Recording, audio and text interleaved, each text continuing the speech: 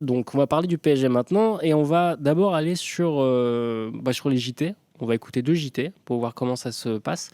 Déjà, et ça va déjà nous éclairer sur comment on traite cette question-là. Je vais d'abord vous montrer le reportage vidéo du Monde qui dure 2 minutes, qui s'appelle Entre célébration et incident. Et on va regarder combien de temps il consacre aux célébrations et combien de temps il consacre aux incidents. Le Monde. Et puis après, on ira voir notre média. Et je savais bien qu'on allait gagner.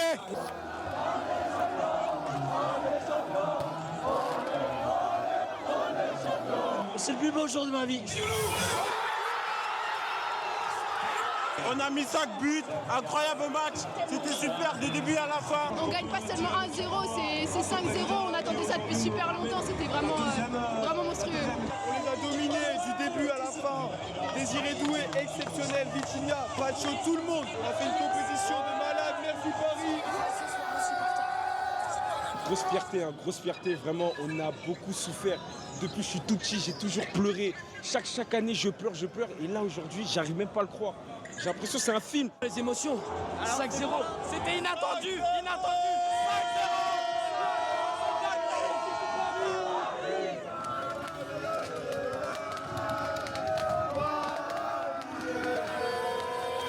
C'est le plus beau jour de ma vie, la plus belle soirée. Même 98, même 2018, franchement, c'est le feu.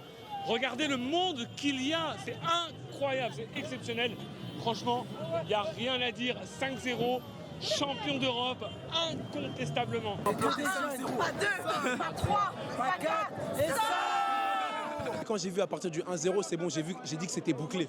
Là, il pouvait rien faire. Tout ce on était là, on construisait bien comme il faut, sur la balle, sur le jeu. On voyait, on jouait tranquillement. Il n'y avait pas besoin de stresser. Et là, je vois 2-0, 3-0, 4-0, 5-0. Désiré Doué, doublé.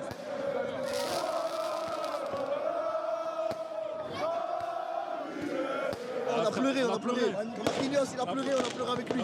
C'est une dinguerie, on attend ça depuis trop longtemps. On n'aurait pas pu rêver mieux, vraiment. C'est historique, c'est une fois dans une vie. Et les émotions, je suis débordé.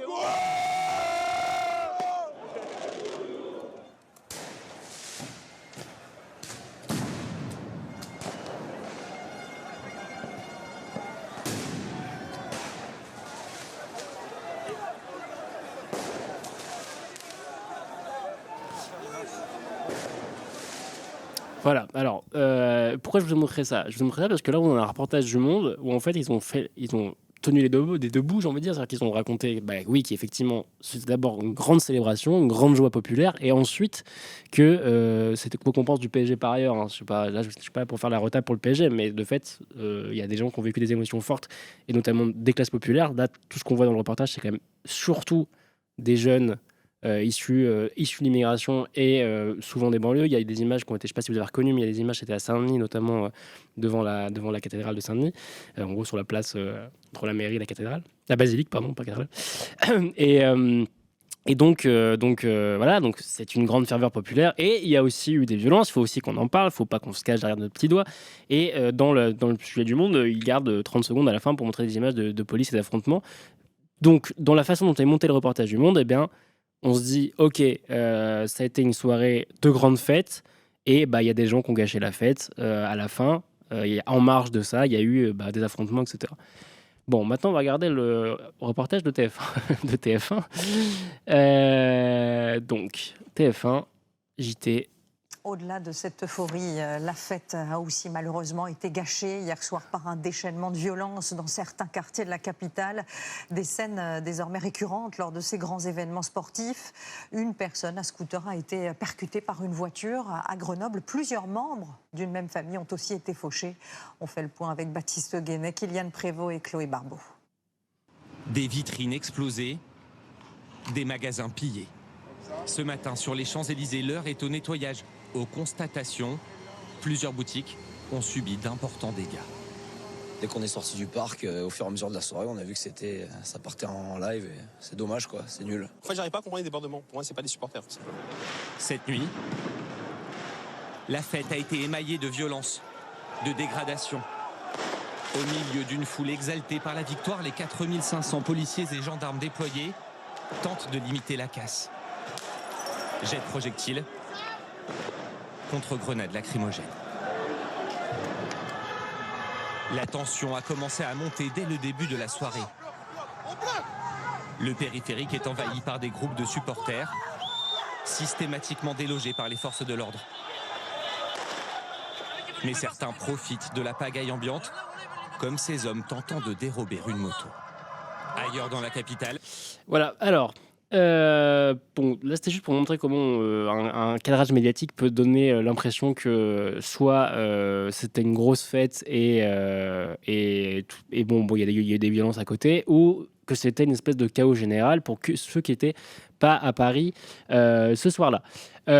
Bon, moi perso, si vous voulez, perso, je suis allé voir le match chez un pote et je suis rentré par le périph en taxi d'ailleurs ce soir-là et pour tout vous dire, c'était le bordel sur le périph', mais je me suis pas senti menacé, mais je sais bien qu'il y a eu des débordements, etc. Moi perso, en gros, il y avait des mecs en scooter qui tiraient des feux d'artifice à peu près à toutes les portes de Paris, pour ceux qui voient à peu près comment Paris est foutu. Donc c'était le bordel sur le périph'. C'était aussi très festif, ça klaxonnait, etc. Mais c'était aussi un peu le merdier avec des gens qui tiraient des feux d'artifice. C'était pas dangereux, mais effectivement, j'ai aussi vu ces vidéos. Je sais qu'il y a eu des débordements. Voilà. Donc je pense qu'il faut être assez rigoureux en tant que gens de gauche, que nous sommes tous ici. Il faut pas commencer à expliquer que c'était des barbares, des machins, ça c'est une connerie, on va y venir d'ailleurs, mais il faut pas qu'on soit non plus en mode tout va bien. On est tous d'accord que 200 blessés et 2 morts sur toute la France, hein, parce que les morts c'est pas que à Paris, 200 blessés et 2 morts pour une soirée de célébration de victoire d'un club français en Ligue des Champions, c'est pas normal, d'accord ? C'est pas normal. Donc on peut pas dire ah bah oui c'est comme ça. Quand un club de foot gagne il y a des morts. Bon bah let's go. Voilà, on peut pas dire ça.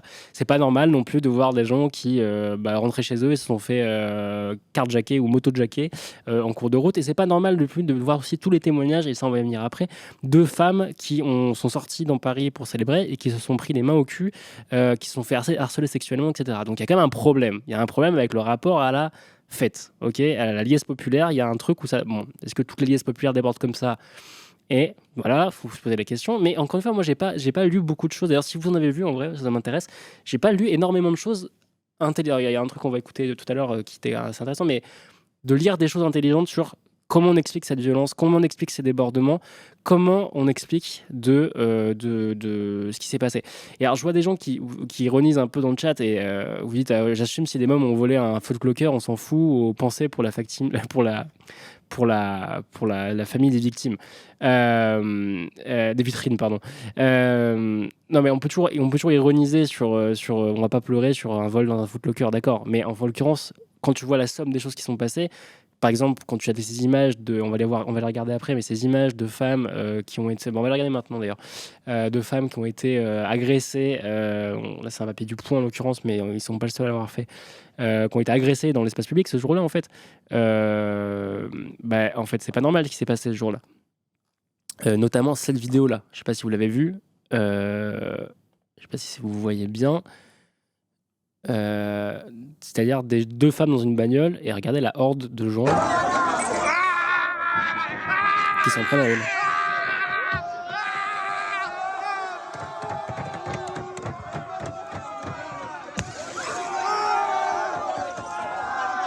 Voilà, je sais pas vous, mais moi perso, si j'étais une meuf et que j'étais dans une voiture, j'essaie de rentrer chez moi ce soir-là et que j'avais 30 mecs qui bloquent ma voiture et commencent à péter les pare-brises. Bon, voilà. Donc, on peut ironiser sur le Foot Locker, mais il me semble que c'est un peu... Enfin, tout ça existait ce soir-là, en fait. C'est pas que du pillage. Alors... Non, on peut pas dire horde de sauvages, parce qu'en fait, je pense que si on se contente de dire ah là là, c'est des sauvages, machin, en fait, on réfléchit pas à pourquoi. C'est facile de rejeter les gens dans la barbarité, ça n'existe pas ce mot, mais c'est pas grave, dans le monde des barbares, et de les sortir de la civilisation et dire c'est des barbares, ok. Et donc on fait quoi si c'est des barbares? On fait quoi de barbares en fait? Justement, on va y venir, parce que je pense que c'est hyper important. Donc le récit qui s'est imposé, ou qui a été tenté d'être imposé dans ce discours, c'est la question des barbares. C'est Retailleau qui a prononcé cette expression. Et alors, moi, je voulais vous en parler parce que, en fait, pour moi, il y a deux choses qui se sont passées dans la lecture des événements, qui notamment est partie du ministère de l'Intérieur avec l'usage du mot barbare, relayé par la droite et par CNews aussi. Ces deux éléments qui sont extrêmement évidemment, c'est raciste de dire de sauvage, t'as bien raison de le rappeler, c'est de la déshumanisation, nous rappelle Jean Geréon, et t'as bien raison. Donc il y a 2 éléments. Le premier élément, c'est le mot barbare lui-même. Qu'est-ce qu'il contient ? Alors on va faire un peu de sémantique, mais je pense que c'est important. Le mot barbare, c'est quand même l'idée qu'il y a des ennemis de l'intérieur. Le barbare, c'est celui c'est vraiment la horde, c'est la horde. En fait, si on retourne au nom grec ou au nom romain, c'est l'étranger qui n'est pas de chez nous. D'accord, qui est associé à l'idée d'invasion. Le barbare, pour les Romains, par exemple, c'était les peuples non romanisés qui potentiellement allaient faire des razzias sur Rome de temps en temps ou sur des territoires romains et qui demandaient à être civilisés, en gros. Et le sauvage, puisque le mot sauvage était utilisé aussi dans le chat, le sauvage, c'est comme ça qu'on définissait notamment les populations qu'on allait coloniser. Donc il y a quand même cette idée-là de les populations étrangères non christianisées d'Afrique ou d'Amérique du Sud, etc.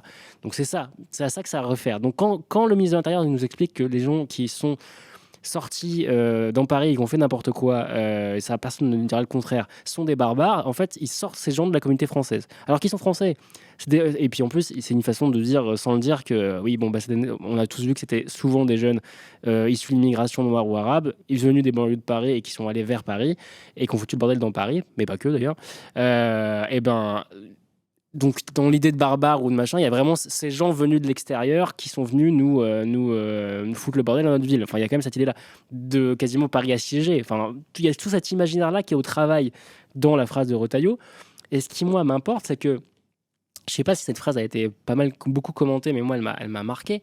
C'est la phrase que vous voyez là en exergue. Donc, c'est que Retailleau, dans sa com lui-même, met cette phrase en exergue. Donc, il a vraiment envie que vous la reteniez. Mais du coup, prenons-le au mot. Écoutons ça. Il dit quoi ? Il dit « S'il ne s'agissait que de maintien de l'ordre, ce serait simple et ce serait déjà résolu, c'est une question de société. » Ça, c'est hyper intéressant et un peu flippant, parce qu'en fait, habituellement, le discours sécuritaire, il est plus basique que ça. Il est, en gros, on n'a pas assez de moyens pour les flics, c'est-à-dire qu'il faudrait qu'il y ait plus de flics. On n'avait pas assez de flics pour tenir la capitale, donc ça a été le bordel. Donc il faut demander plus de moyens pour mieux équiper la police, pour recruter plus de flics. C'était un peu la ligne Darmanin, ça d'ailleurs. C'était vraiment, en gros, le toujours plus dans le plus de policiers, plus d'équipements, plus d'armes, etc., etc. Là, il nous dit quoi ? Il nous dit... Bon, déjà, il se dédouane un peu parce qu'il dit c'est pas qu'une question de maintien de l'ordre, donc en gros, je pouvais rien faire, quoi. C'est une question de société. Donc ça veut dire qu'en fait, il nous dit pas que l'insécurité qu'il brandit est une affaire de moyens de services publics en termes de police. Il nous dit que c'est une question structurelle.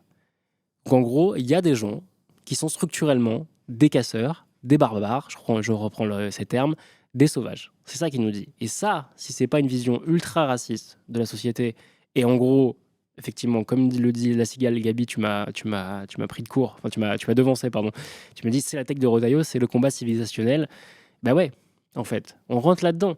Et c'est ça qui m'inquiète, c'est qu'en fait, quand tu regardes ce qui s'est passé et comment les choses ont été dites dans les médias, en fait, on est extrêmement dans cette rhétorique-là.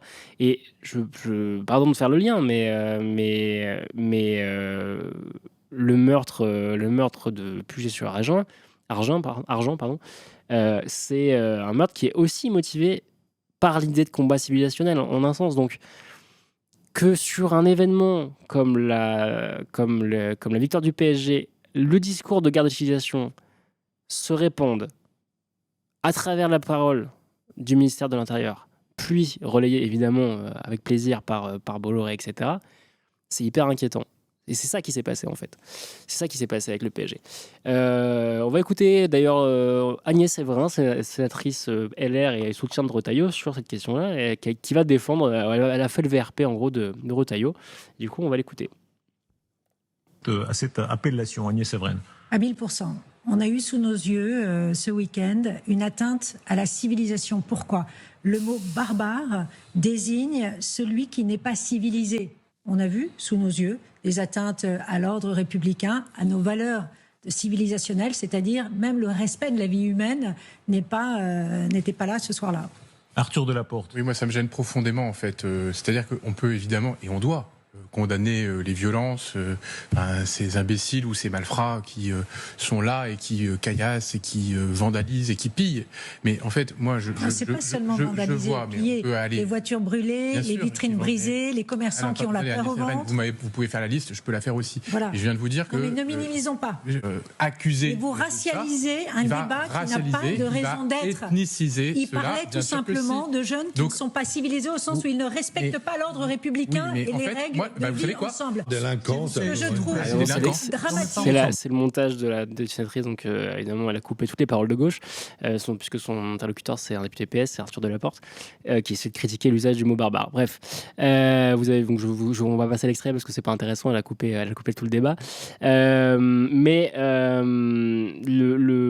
Voilà, bon. Ouais, vous avez l'idée. Ce sont des gens qui ne sont pas civilisés. Mais moi j'ai une question, en fait, parce que c'est ça qu'ils ne disent pas.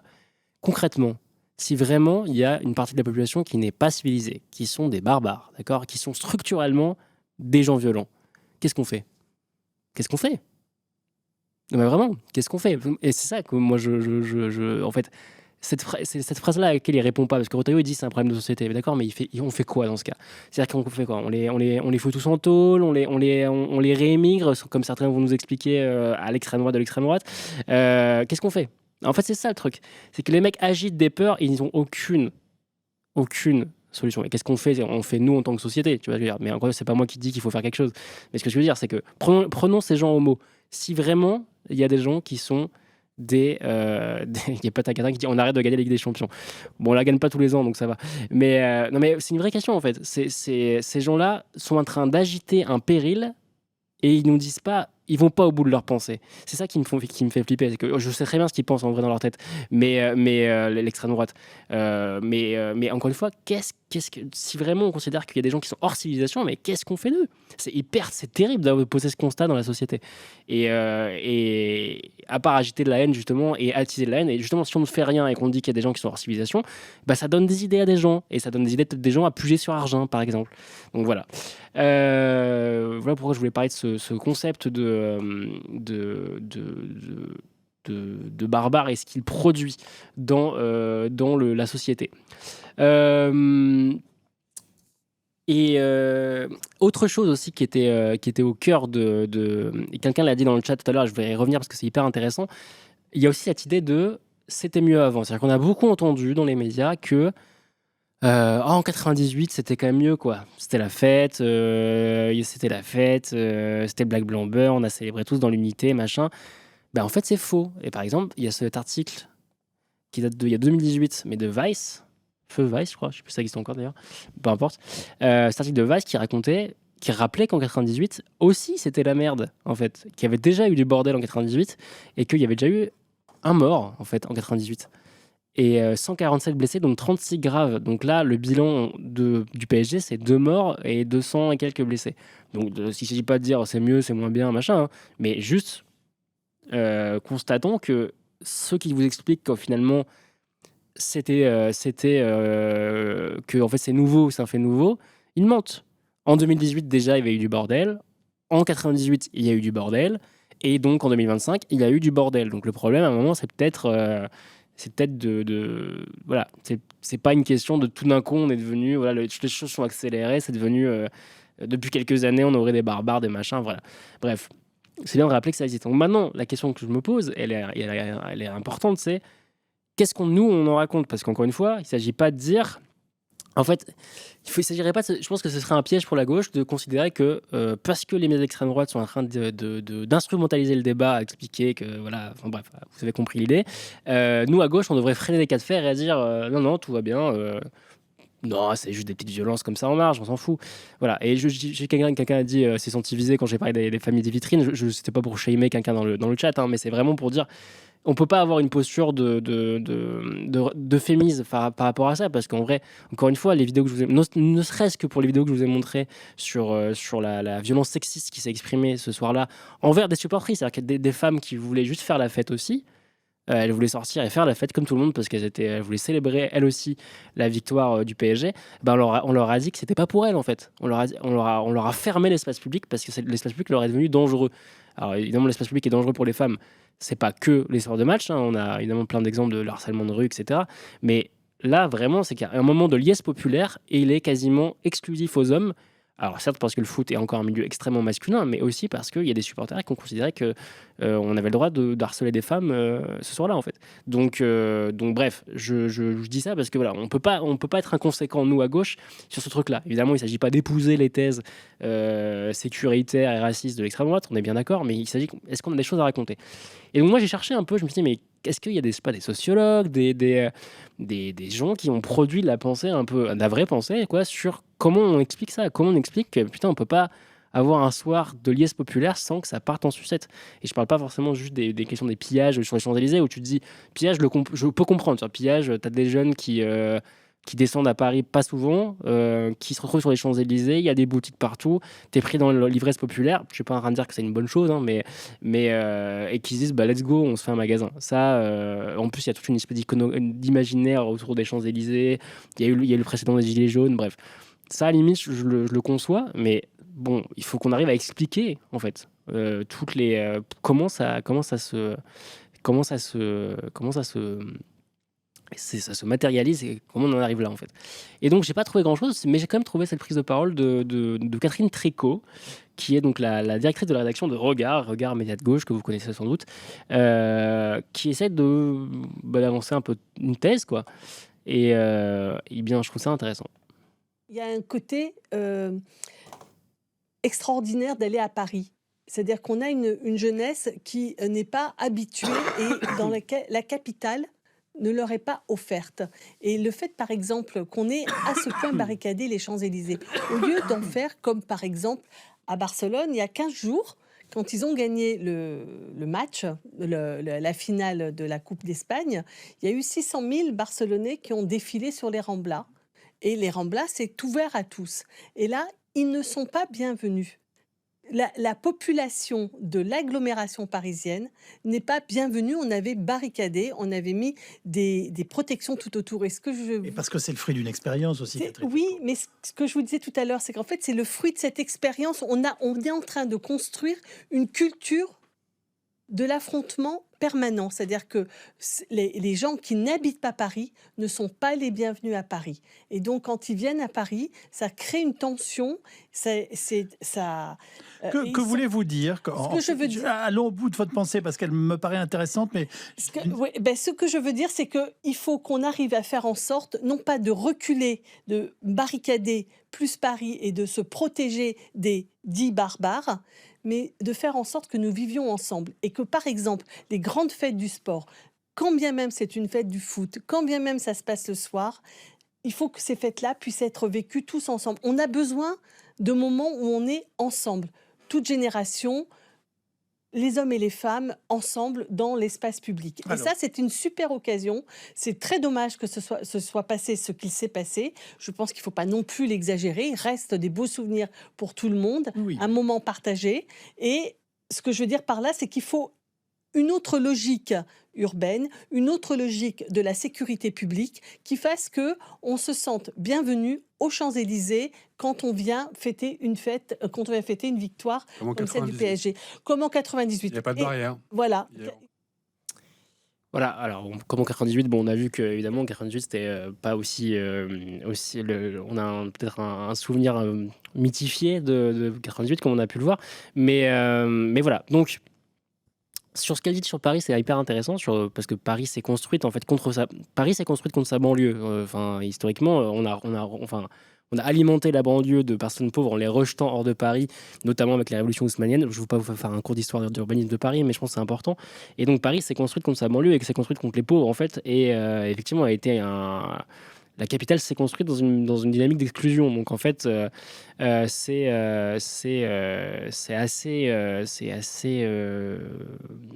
intéressant en tout cas comme piste à explorer sur le truc très parisien. Bon après, évidemment, les violences n'ont pas lieu qu'à Paris, etc. Donc il y a probablement d'autres choses à raconter. Et puis effectivement, le côté culture viriliste du football.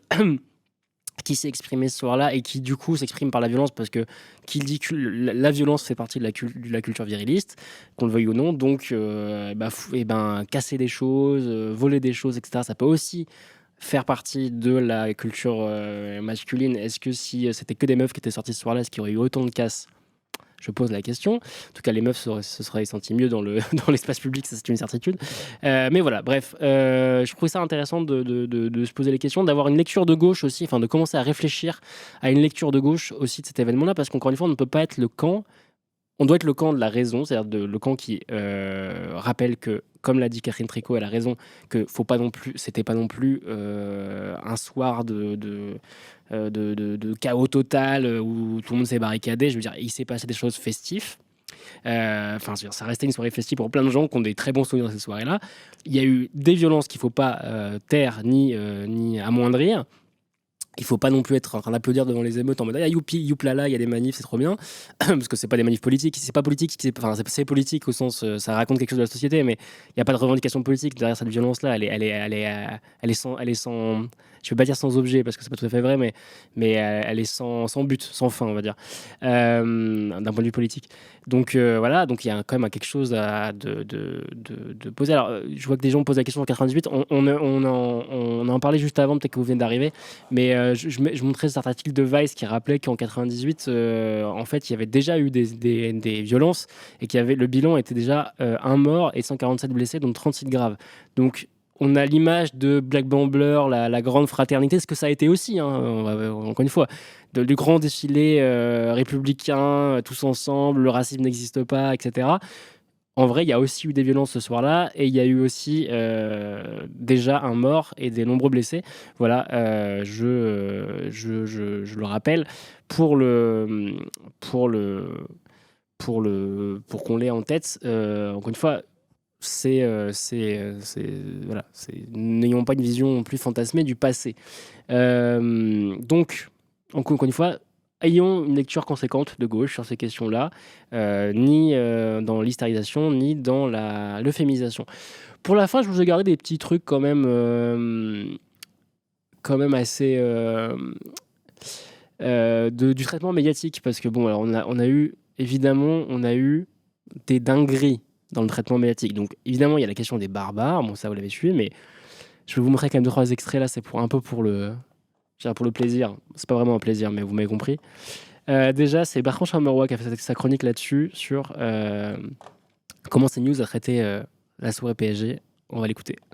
Les Champs-Élysées, en fait, le Parc des Princes qui explose, la parade en bus des joueurs du PSG, la ferveur des supporters, tout ça couvert par toutes les chaînes info, Canal 16 pour France Info dès le 6 juin, mais également pour CNews, qui l'a traité à sa façon. On connaissait les priorités au direct de BFM, on a découvert les priorités au racisme. C'est plutôt bon enfant et on ne voit pas fleurir les drapeaux comme parfois. Je parlais de quel drapeau? Je ne veux pas préciser justement. Oui, je me comprends. 5 minutes plus tôt.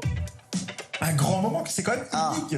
C'est le moment drapeau soit algérien, soit palestinien. Ça allait un peu trop vite, mais c'est toujours ce moment. C'est le moment où on va sortir les drapeaux. Il n'y aura pas que les drapeaux du Paris Saint-Germain. Vous voyez de quoi je veux parler, les drapeaux. Bon, je vous rassure, ils ont quand même parlé foot, mais un soir de victoire, c'est un peu compliqué pour les envoyés spéciaux sur le terrain.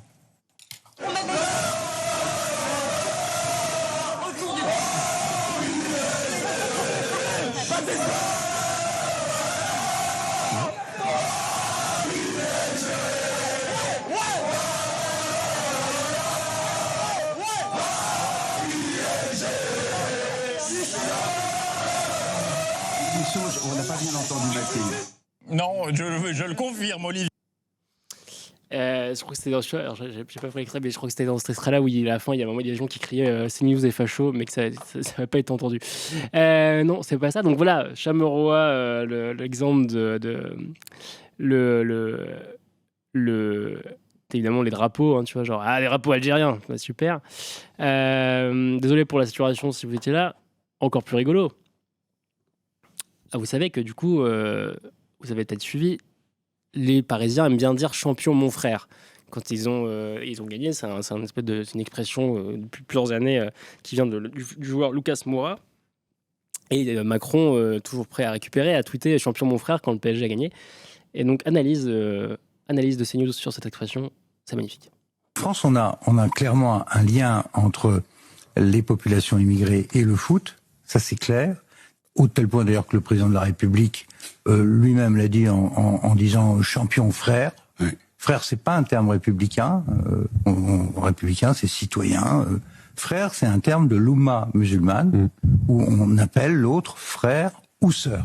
J'ai été franchement très choqué par l'utilisation de ce mot par le président lui-même, qui donc envoie un signal à cette population autour du football.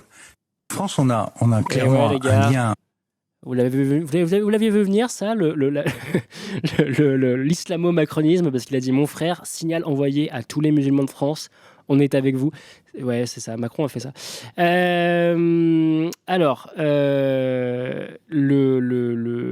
Donc l'expression, en gros, champion mon frère, si je ne me trompe pas, elle vient de Lucas Moura, qui était brésilien, donc et qui a sorti cette expression en 2013, parce que c'était le seul truc qu'il connaissait en français, globalement. Mais c'est vrai que dire que mon frère est mon frère, ou fraté, machin, c'est des expressions qu'on peut retrouver dans les quartiers populaires. Il a raison de le dire.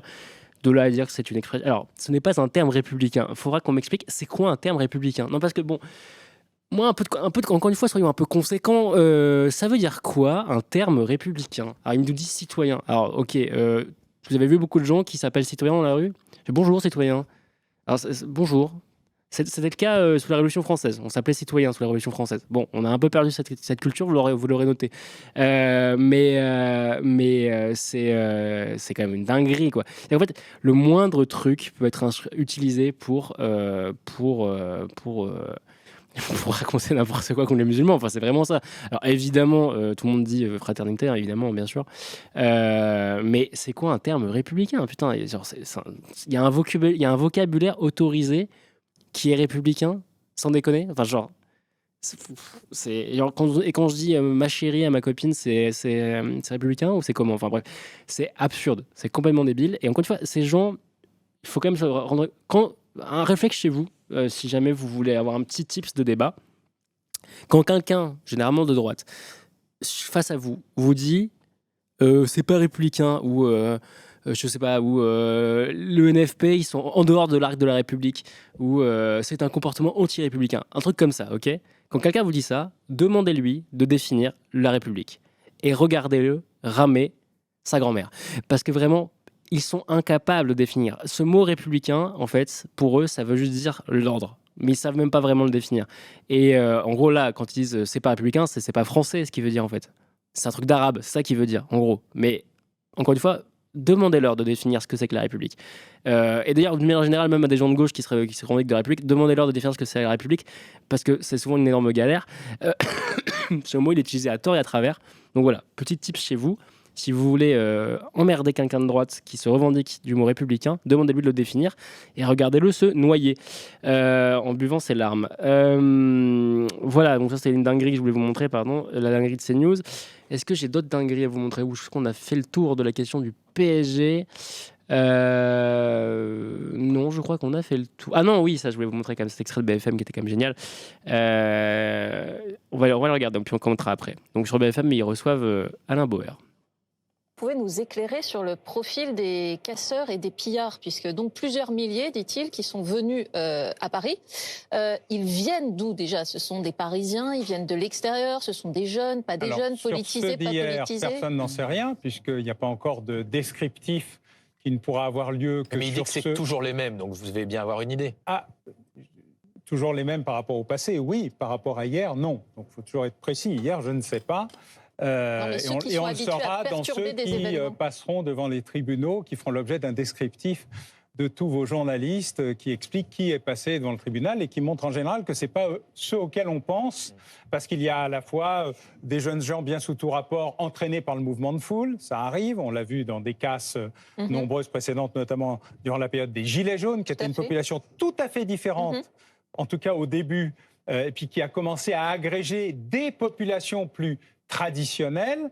On a des populations de casseurs très politisés, c'est-à-dire qui ont vocation à lutter contre le capitalisme, le libéralisme, l'État politisés de gauche comme de droite, des deux côtés. Des groupes plutôt fascisants qui, eux, règlent des comptes plutôt marqués par des groupes plutôt gauchisants ou des profils plutôt liés à la défense des droits des étrangers ou des immigrés, hein, ça arrive, et puis de purs voleurs et de purs casseurs opportunistes qui viennent là pour piller et par appât du gain ou par effet d'aubaine. Les mêmes potentiellement que pendant les émeutes qu'on avait vues il y a quelques mois ou années de ça? Alors ça dépend quelles émeutes. Comme je viens de l'indiquer, les Gilets jaunes, c'est pas la même chose que les Black Blocs, qui ne sont pas la même chose que les ultra-environnementalistes. Les émeutes après la mort de Naël, puisque Laurent Nunez dit que ce sont toujours les mêmes qui cassent et pillent. Alors non, la mort de Naël, c'était très particulier. Hein, c'était des émeutes TikTok extraordinairement puissantes, mais sur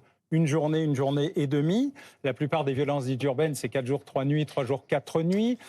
Voilà. Alors, je vais vous montrer cet extrait, non pas pour faire la promo d'Alain Bauer, parce que je vois qu'il y a plein de gens qui détestent Alain Bauer, et je souhaite.